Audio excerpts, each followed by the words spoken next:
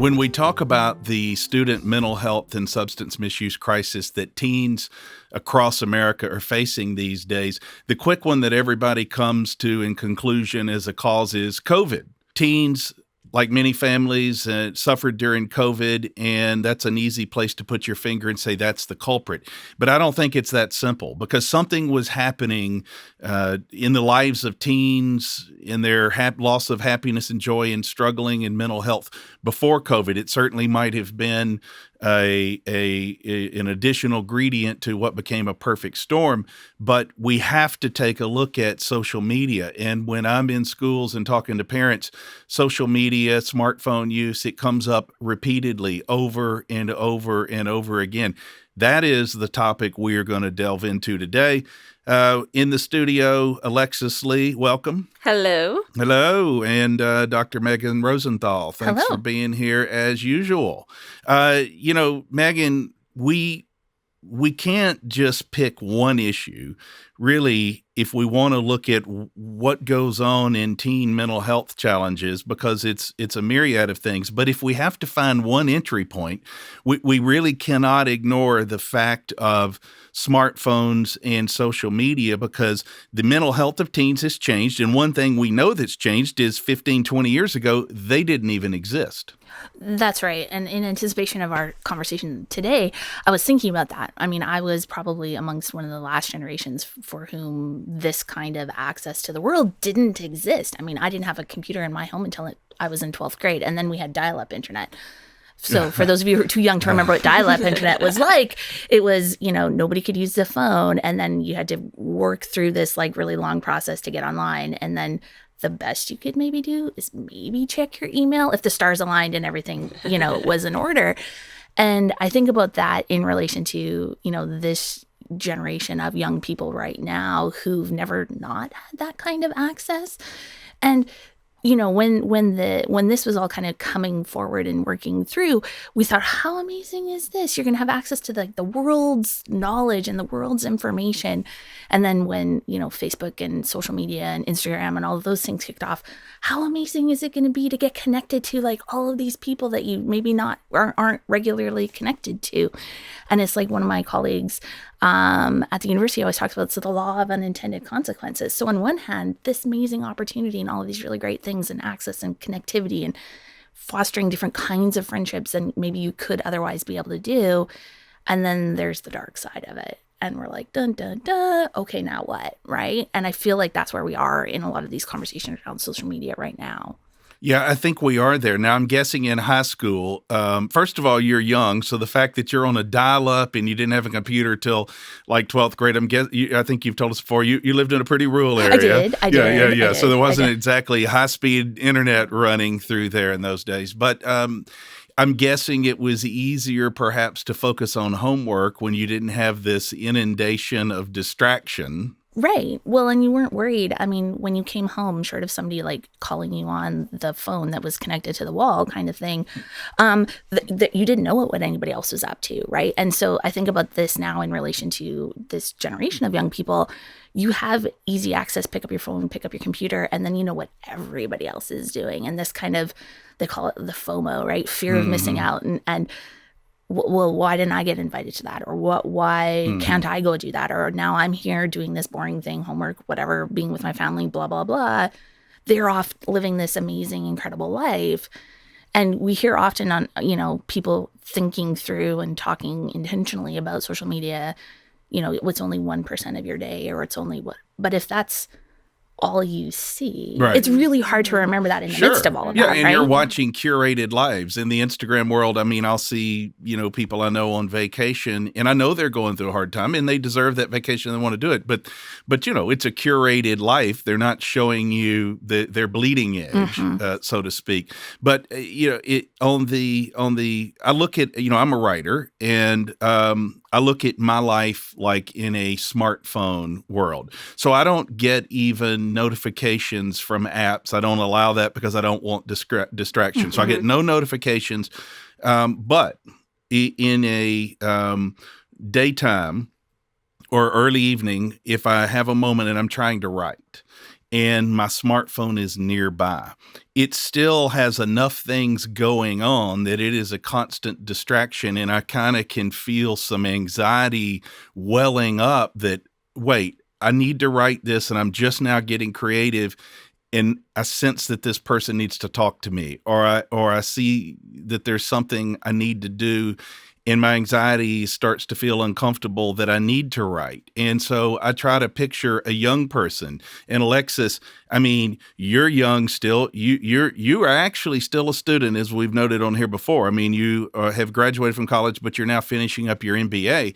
And the concept of trying to be a student in a smartphone world is not that easy. It's not that easy. And we reach for our phones so many times a day just out of habit. Mm-hmm. And sometimes it's like when you walk into a room, you forget why you're doing it. Like I've picked up my phone and I forget why I was picking it up or what the point of it was. But studying with a phone near me, I cannot do it anymore. I have to put my phone in a different room, or I have to put it on airplane mode and just get it. I can't see it because it is that. Mm-hmm. What's going on? Does someone need me? Just this looming idea of it's still alive and the world is going on without me. Yes, and I think the world is going on without me. We get uncomfortable with it doesn't matter what I'm doing. Mm-hmm. It doesn't in the grand scheme of things, but the world is moving on and that's okay, but we're not okay with that. And I think we've talked about a little bit of like the highlight reel of everyone's life is kind of what Instagram has become. And just someone else is on spring break right now while I'm studying at home. Like that's this week for us. And so it's just, what does everyone else have that I don't?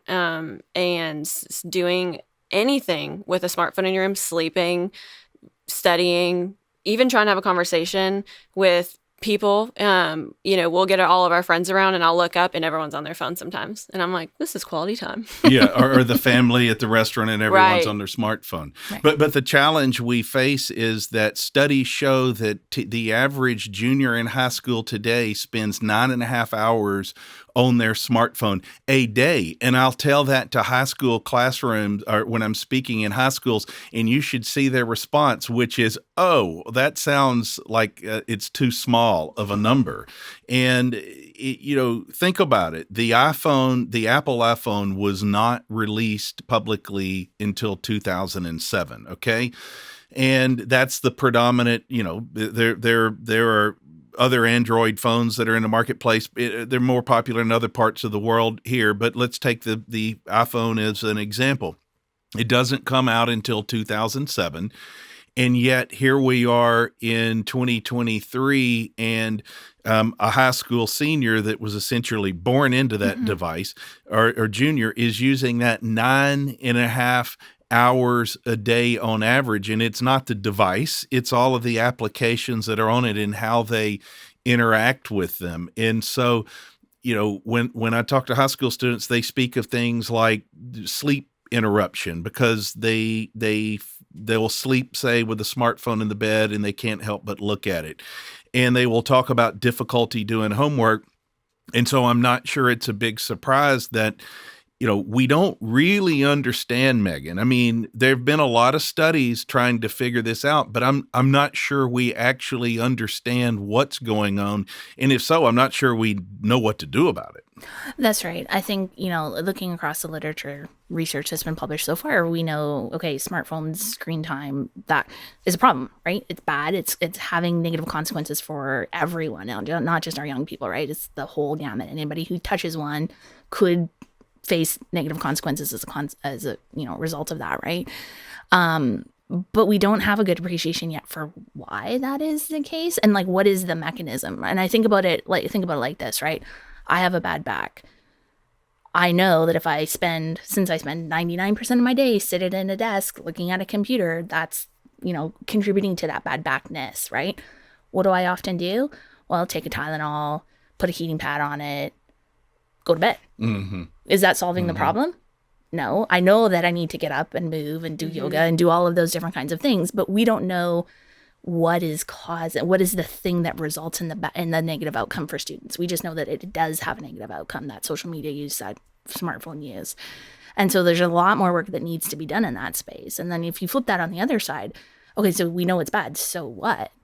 So what do we do? How do we start having those conversations? And what are the interventions that we can develop? And on that front, the only thing that we hear regularly in the media and from literature right now is we'll stop using it. Okay, well, how? Like, what does that look like for a generation of young people and their parents now who've really never not had access to something like that?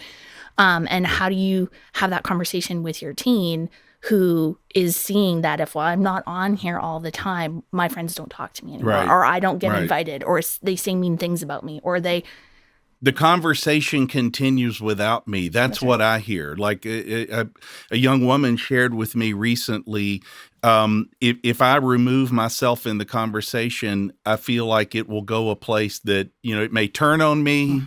I'm not comfortable not being present because I'm not sure what they're going to say about me. Let me be blunt. That's what she said. Now, that's a very dangerous, so we look at the issues. Smartphones today, the data shows, are a primary tool, a primary way that teens are making illegal drug deals. It's no longer on the street corner. That deal is brokered. They are pitched drugs. They are, through that smartphone device. And it makes sense. I mean, they're accessible. If somebody were to look at, say, a site on Instagram, for example, let's say a 15-year-old looks at a site on Instagram that is selling mail order pills. And soon the mail order pill site gets that person recommended as a friend because the algorithm picks that up. So then they suspect that person is looked.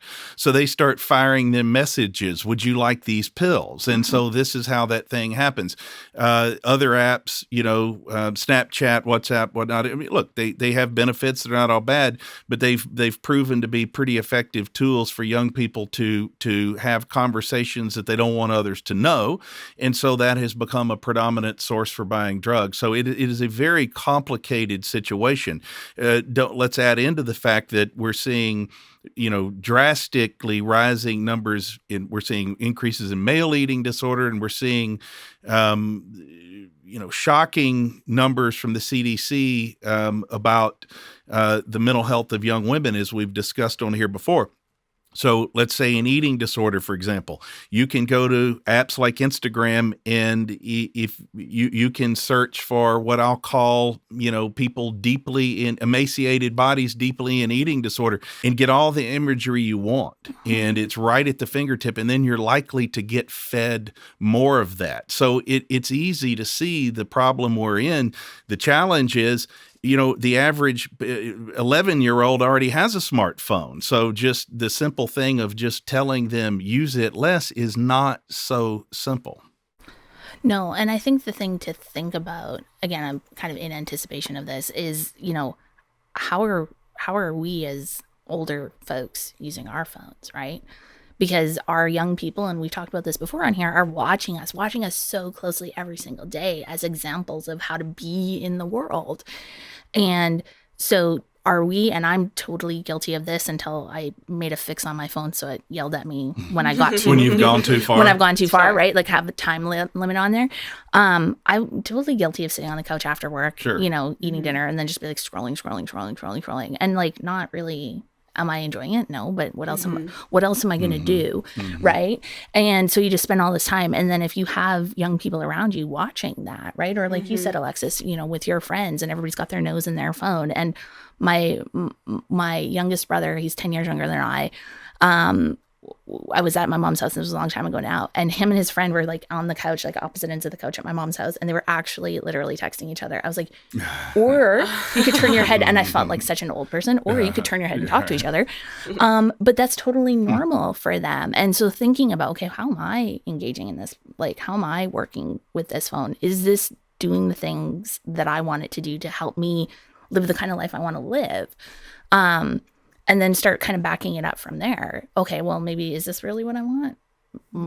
Okay, or not. And then there have been increasing numbers of like programs, kind of settings that you can get into to start to do that. But we really, as the grown-ups, need to start first, right? Because I think we download a lot of responsibility for these things onto our young people, but they've never not known this. This is, and they're Yeah, they've never not known it, but increasingly there is a change. When we look at this mental health issue that young women are going through, that is far more significant, the CDC says, than what young men are going through, and that's significant. What teenage young men are going through, and that's significant. I mean, I'll be honest, I'm not just bashing social media, but I can't help but put my finger right there because I've just seen and heard so much from it. And is it as simple as it clear as just don't do it? No, because it's not going away, and that is the world they live in.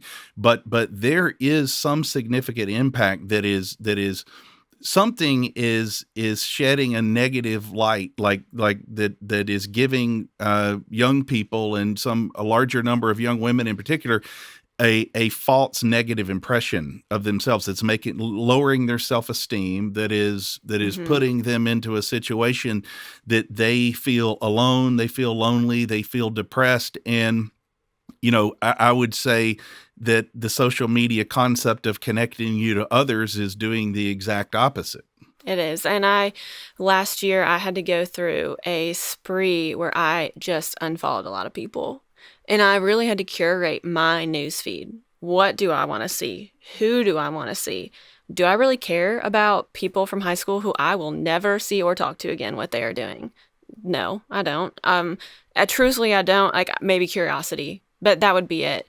And so I just sat there and was like, I don't need this. Like, what do I want to see when I log on? Who do I want to follow when I log on? And at the end of the day, if your friends and people in your life are going to, if you have to take a step back and those people and friends in your life are going to continue to move on without you, are they really your friends? No, probably not. And that's really hard for people to hear because they want a lot of friends. We want a lot of following. We want to be surrounded by a lot of people. We've gotten the idea of quantity over quality. And so it's just really taken time of putting settings into place. I know for me, I have to hide my likes on Instagram. And so in my newsfeed, I can't see anyone else's likes, but there's also a setting where my personal account, I don't see the count of likes I get on photos. Nice. And that's a good strategy. Some of my friends are like, that's such discipline. And I'm like, but I know the repercussions if I don't do it. Right. It's worth it for me to have that discipline to press 2 buttons to hide likes on photos for me. And it's just, what can you do? And if some people are like, well, that's just really unnecessary. That's a lot of work. However, there's repercussions and there's consequences that are happening. Is that worth it? Is that worth it to you? Yeah, so I'm on Instagram and I actually like it, but I totally see the issues because it certainly if you want to go down rabbit holes, the rabbit holes are there. And those rabbit holes are typically going to be unhealthy for people because that's how algorithms are designed. They're going to take you to your worst spot because you're likely, if you get drugged down that, to spend some time doing that. And, I made a decision.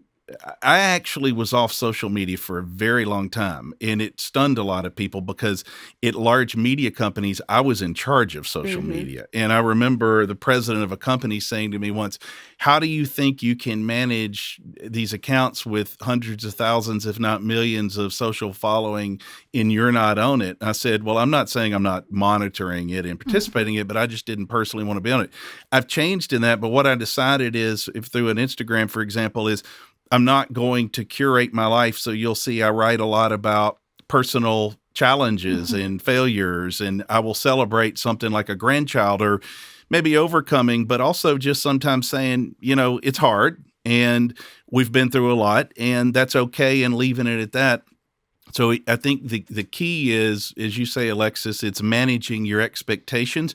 So therein lies what I think when we talk about the Mayo lab work we do here within the William McGee Institute for Student Wellbeing at the University of Mississippi, I think that leads us to a point in thinking, look, it's not going away. It's not going away. And maybe, Megan, it's twofold. One, there are some good studies out there that I've seen that reveal some of the issues. The question is how do we start bringing that education in? So at an early level, if you're going to be born into the culture of a smartphone, can't you also be born into the culture that immediately, not your parents when you're 16 telling you you're doing too much of that, can't you immediately born into an educational process where where you are learning from day one, just like you learn your ABCs, what this involves and how you can best interact with it and how it may impact your life. So I think you're absolutely right. I think thinking about it as you were talking, what I was thinking about was like seeing behind the curtain of the Wizard of Oz, right?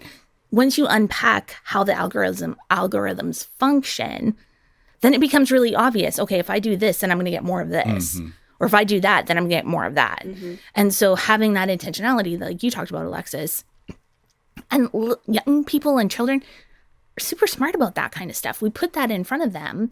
They're savvy consumers, right? They're kind of some of the most savviest of the consumers because they've always had access to these things. And then once you understand how those things function and what the intention of them is, because those, the social media apps, they make money when you play with them. Well, that's right. That's the point of them, right? These are businesses. They often make money the more you go to your worst spot, frankly. Right, exactly. And so, but when we know that and understand that, then we can start to take that pause and start to make good informed decisions about how we engage with that. And I definitely believe that we can do that with our young people as well.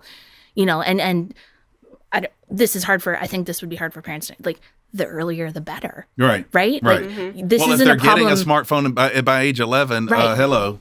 Exactly, right? So in anticipation of the getting the smartphone at 11, why not start to have those conversations and understand more about, okay, what is the right language to use with an 8-year-old about these kind of things? What's the right language to use with a 10-year-old? Because those things, developmentally change really fast at that time. But get that in front of parents so that they can have those conversations with their youngest of the young people. And then suddenly you have a thoughtful set of consumers coming into the market to engage with this material in a different kind of way than maybe certainly I did. I had to kind of learn it the hard way, right? Still learning the hard way. Exactly. Not speaking of you, but me and the rest of us, right? I mean, yeah, like you have to take hunter safety to get a hunting license. Mm-hmm. You have to take driver's ed to get a driver's license. I think that the concept of handing this weapon over to 11-year-olds, and look, I get it. I mean, sometimes you live in a bigger city, parents feel like I need some connectivity, and there are very real social pressures, and they're going to have one anyway, but the concept of handing a smartphone to a young person without education, so to speak, is they don't need instructions to know how to work it. They actually don't even come with instructions. Right. They know how to work it. What they don't know is how it's working them. Mm-hmm. Mm-hmm. Yeah. I remember when I got my first phone, it was, I couldn't even remember tell you what it was. It wasn't a smartphone, but it was one of those that you could flip open and had a full keyboard. And it sat on top of our cabinet at home. And I had to work for it. Like, I had to do so many chores and I had to do things. And there was like a timeline of I had to do this to get it.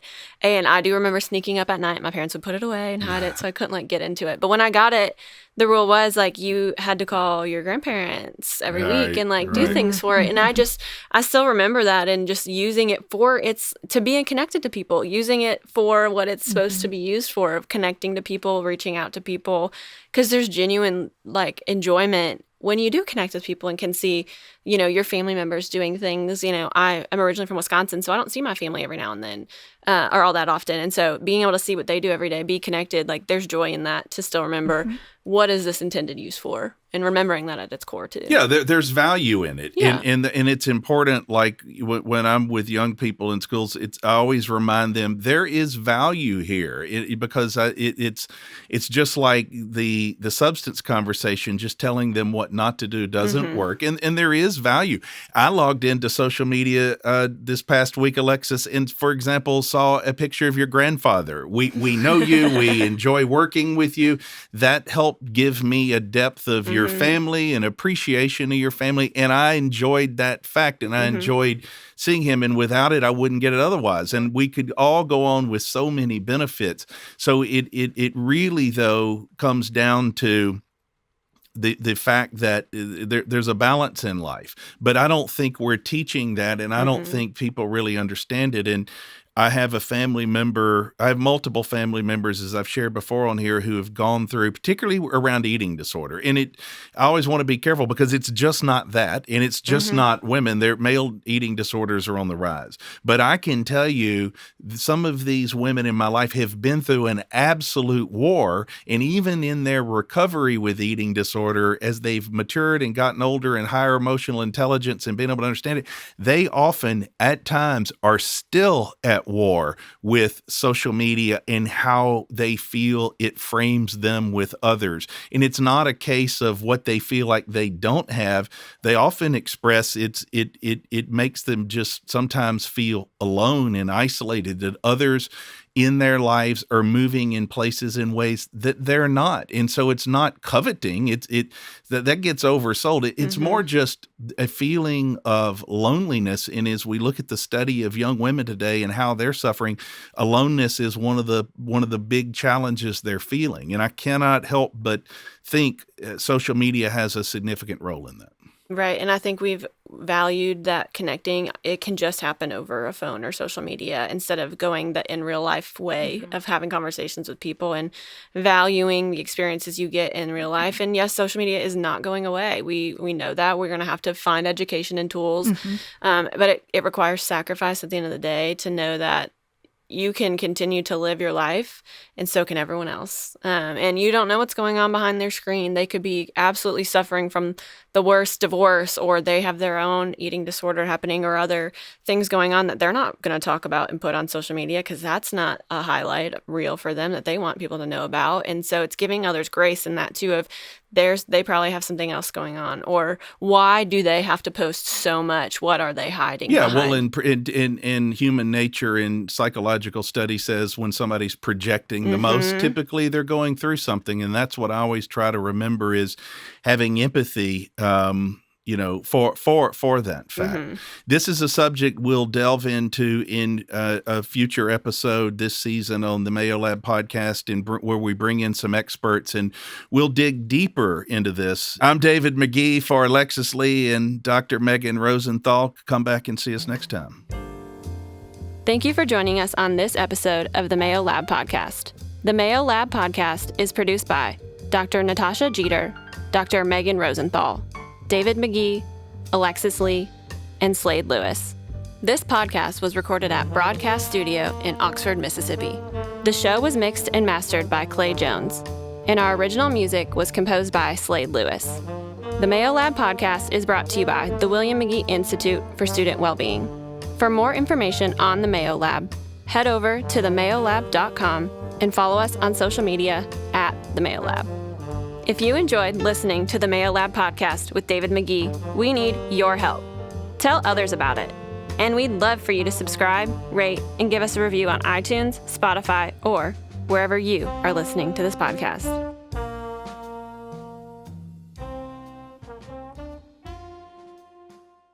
This podcast represents the opinions of David McGee and guests of the show. This podcast is not intended to be a substitute for the medical advice of a licensed counselor or physician. The listener should consult with their mental health professional in any matters relating to his or her health or the health of a child.